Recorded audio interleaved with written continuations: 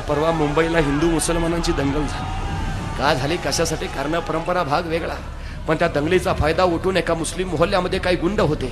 त्याच मुस्लिम मोहल्ल्यामध्ये आणि 25 एक लावण्यखनी युवती होती. देखणी आरसपणी बस बघावं आणि बघतच राहावं इतकी लावण्यखनी.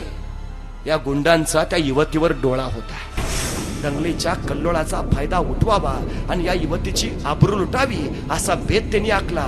आणि दंगल ऐन जोमात असतानाच रात्रीच्या 12-12:30 वाजता काळोख चिरत हे सगळे त्या युवतीच्या घराच्या दिशेनं सरकू लागले. बघता बघता दारावर धडका पडू लागल्या.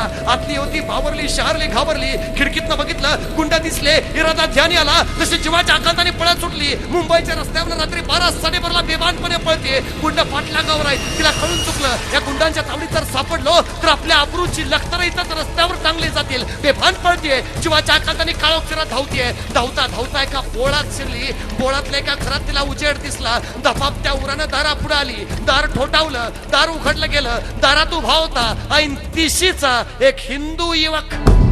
दारात मुसलमान युवती पाहिली. त्याला आश्चर्य वाटलं. बाहेर दंगल चालली हिंदू मुसलमानाची. ही मुलगी मुसलमान, मग एका हिंदूच्या दारा पुढे कशी? त्याने विचारलं, काय हवंय?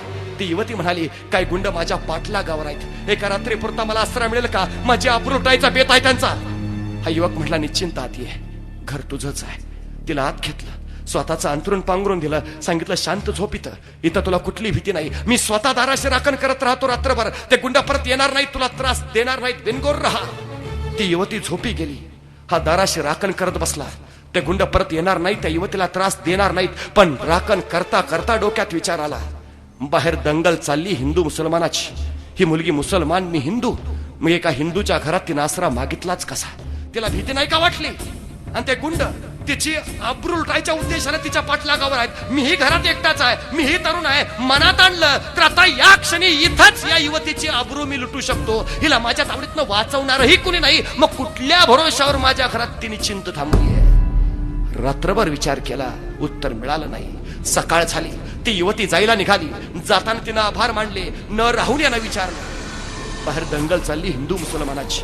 तू मुसलमान, मी हिंदू, मग माझ्या घरात आसरा कसा मागितलास?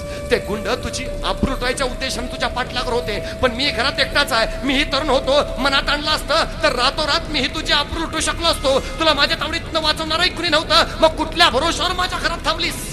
त्यावेळी ती युवती म्हणाली, त्या गुंडांच्या तावडीतनं सुटण्यासाठी बेभानपणे मी पळत होते. मुंबईच्या रस्त्यावरनं सैरा वैरा धावत होते. धावता धावता या पोळात शिरले. पोळातल्या तुझ्या घरात मला उजेड दिसला. दपापत्या उरानं मी दारा पुढे आले. पण दार ठोठवायच्या अगोदर तुझ्या घराच्या उघड्या खिडकीतून मी आत डोकावून बघितलं तर तुझ्या घराच्या भिंतीवर मला शिवाजी महाराजांचा फोटो दिसला. आणि मगच मी दार ठोठावलं. कारण मला माहिती आहे, ज्या घरात शिवाजींचा फोटो आहे त्या घरात कोणाच्याही आबरूला धोका नाही. गेल्या 350 वर्षानंतरही माझ्या राजाबद्दल जनमानसांच्या मध्ये जी प्रतिमा आहे ती ही प्रतिमा आहे. शिवाजी राजे स्मरणात आहेत ते एवढ्यासाठी, त्यांचा जय जयकार आहे तो एवढ्यासाठी, त्यांच्या विचारांचा जागर आहे तो सुद्धा एवढ्यासाठी. मी मराठी भाषेतला शिवाजी आहे.